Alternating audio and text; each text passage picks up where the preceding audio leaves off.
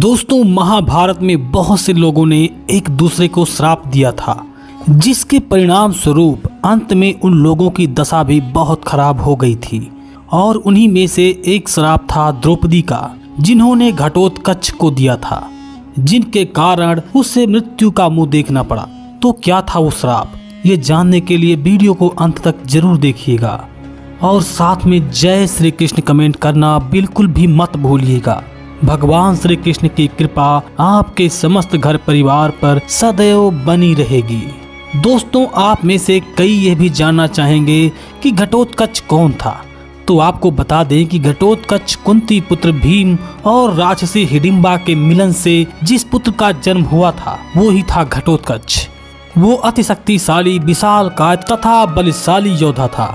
उसमें अपने पिता भीम के समान शक्तियां थीं और माता के समान राक्षसी गुण भी शामिल थे। उसका मस्तक हाथी के मस्तक के समान और केश न होने के कारण वह घटोत्कच के नाम से प्रसिद्ध हुआ। वह जन्म लेते ही बड़ा हो गया था और उसमें जितना शारीरिक बल था उसी तरह जाने कितनी उसमें मायावी शक्तियां भी थीं। मित्रों, ऐसा भी माना जाता है कि कद काठी के अनुसार वो इतना बड़ा था कि वह किसी भी रथ को अपने पैरों की ठोकर मारकर कई गुना दूर फेंक सकता था और कई सैनिकों को वह अपने पैरों के नीचे रौंद ही देता था। वो बड़ा ही क्रूर और निर्दयी था। उसने महाभारत के युद्ध में कौरव सेना के योद्धाओं का वध भी किया था। और इतना ही नहीं, उन्होंने दुर्योधन और दुशासन को युद्ध भूमि में धूल चटा दिया था। भीम के पुत्र घटोत्कच के कारण महाभारत में तहलका मच गया था। घटोत्कच ने दुर्योधन के पुत्र लक्ष्मण को भी मौत के घाट उतार दिया था। तो आइए अब जानते हैं कि आखिर द्रौपदी ने अपने सौतेले पुत्र घटोत्कच को क्यों दिया था इतना भयानक श्राप। ये कहानी तब की है जब कई वर्ष बीत जाने के बाद घटोत्कच अपने पिता भीम से इंद्रप्रस्थ में मिलने आए। घटोत्कच की माता हिडिंबा ने उन्हें साफ साफ आदेश दिया था कि वो अपनी सौतेली माता द्रौपदी का आदर सम्मान न करे। अपनी माता के आदेशानुसार घटोत्कच ने उसका पालन किया। ये देखकर पांचाली द्रौपदी का मन बहुत दुखी हुआ और उन्होंने अपना अनादर महसूस किया, जिसके बाद क्रोध में आकर द्रुपद कन्या ने घटोत्कच को श्राप दिया। उन्होंने भीम पुत्र घटोत्कच से कहा कि वो एक खास स्त्री है, साथ ही सभी पांडवों की पत्नी भी है। वो पांचाल देश के ब्राह्मण राजा द्रुपद की कन्या है। और फिर द्रौपदी ने कहा उसकी प्रतिष्ठा पांडु पुत्रों से ज्यादा है। क्रोधित स्वर में द्रौपदी ने कहा कि घटोत्कच ने अपनी मां राक्षसी हिडिंबा के आदेश पर कई बार राजाओं ऋषियों से भरी सभा में उनका अनादर किया है, इसलिए मैं तुम्हें श्राप देती हूँ, तेरी आयु सीमा बहुत कम हो जाए और तू बिना किसी युद्ध को जीते मारा जाएगा। अब मित्रों, आपको बता दें कि घटोत्कच की मृत्यु कैसे हुई। तो अगर हम महाभारत ग्रंथ की बात करें तो सूर्यपुत्र कर्ण ने घटोत्कच पर देवराज इंद्र का अमोघ अस्त्र चलाया था, जिसके कारण उसकी मृत्यु हो गई थी। एक खास बात और थी, घटोत्कच की मृत्यु बिना किसी कारण के हुई थी। कर्ण अपने अमोघ अस्त्र का प्रयोग धनुर्धर अर्जुन पर करना चाहते थे, लेकिन अपने मित्र दुर्योधन के कहने पर उसने इसका इस्तेमाल घटोत्कच पर किया था, जिसके बाद घटोत्कच पल भर में निर्जीव होकर पृथ्वी पर गिर पड़े। उसके इस बलिदान को देखकर भगवान श्री कृष्ण बहुत प्रसन्न हुए और वही पांडव अपने पुत्र के मरने पर काफी दुखी हुए। बाद में वासुदेव ने उन्हें सारी बातों को समझाकर शांत करा दिया। साथ में मित्रों, आपको ये भी बता दें कि युद्ध भूमि में जाने से पहले घटोत्कच ने भगवान श्री कृष्ण से अपनी अंतिम इच्छा के बारे में विचार प्रकट किया था।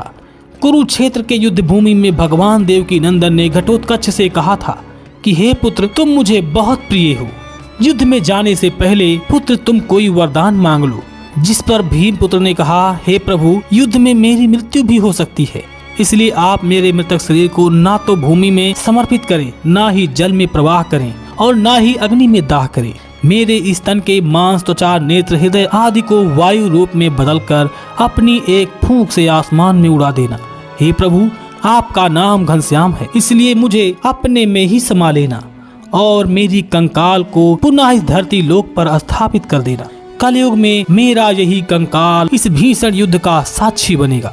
आइए मित्रों, अब यह भी जानते हैं कि कौन था घटोत्कच का जीवन साथी। आपको जानकारी के लिए बता दें कि घटोत्कच का विवाह दैत्यराज मुरा की बेटी अहिलावती से हुआ था, जिन्हें मोरबी या कामकंटका के नाम से भी जाना जाता है। इस दंपति के 2 पुत्र हुए थे, एक का नाम बर्बरीक और दूसरे का नाम अंजन पर्वा था। मोरबी को भगवान श्री कृष्ण ने वरदान दिया था कि तेरी कोख से एक महावीर पुत्र का जन्म होगा, जिसे रणभूमि में कोई भी हरा नहीं पाएगा और वो सर्वशक्तिमान होगा। भीम का ये बलशाली पौत्र बर्बरीक बड़ा ही दानवीर था और संसार के सर्वश्रेष्ठ धनुर्धरों में शामिल था। और इतना ही नहीं, वो अर्जुन और कर्ण से भी ज्यादा अच्छा धनुर्धर था। उनका शत्रु कितना भी शक्तिशाली और कितनी भी संख्या में क्यों ना हो, उनके 3 बाण ही काफी थे जिससे वो उन्हें समाप्त कर सकते थे। कौरवों और पांडवों की पूरी सेना को वो अपने 3 बाणों से ही खत्म कर सकते थे। वही एक दिन युद्ध के मैदान में बर्बरीक दोनों खेमों के बीच पीपल के पेड़ के नीचे खड़े हो गए और ये ऐलान कर दिया कि मैं उसी पक्ष की ओर से लड़ूंगा जो हार रहा होगा। भगवान श्री कृष्ण को ये बात पता चली तो उन्हें लगा कि इससे तो पांडवों का जीतना मुश्किल हो जाएगा और उन्होंने अपने व अर्जुन के समक्ष बर्बरीक के उसके वीरता का प्रदर्शन दिखाने को कहा। फिर देवकी नंदन ने कहा कि ये जो पीपल का वृक्ष है, इसके सारे पत्तों को एक ही तीर से छेद दो तो ही मैं तुम्हें महावीर मानूंगा। बर्बरीक ने प्रभु से आज्ञा लेकर वृक्ष की तरफ एक बाण छोड़ दिया। जब तीर सारे पत्तों को छेद चुका था तब एक पत्ता टूटकर नीचे गिरा और तभी भगवान श्री कृष्ण ने उस पत्ते को अपने पैर के नीचे छुपा लिया ताकि यह पत्ता छेद होने से बच जाए। लेकिन बाकी सभी पत्तों को भेदता हुआ वो बाण सीधा भगवान श्री कृष्ण के चरणों के पास आकर रुक गया, जिस पर बर्बरीक ने कहा, हे प्रभु, आपके पैरों के नीचे एक पत्ता दबा है, कृपया अपने पग को हटा लीजिए, क्योंकि मैंने तीर को केवल पीपल के पत्तों को छेदने की आज्ञा दिया है, आपके पैरों को नहीं। प्रभु बर्बरीक के इस प्रदर्शन को देखकर परेशान हो गए। माधव ये बात जानते थे कि बर्बरीक अपने प्रतिज्ञा के अनुसार हारने वाले का ही साथ देगा, इसलिए यदि कौरव हारते नजर आए तो वह पांडवों के लिए बाधक बनेगा। जब पांडव परास्त होने नजर आएंगे तब वह पांडवों का साथ देगा। इस तरह वह दोनों पक्ष की सेना को अपने एक ही तीर से खत्म कर देगा।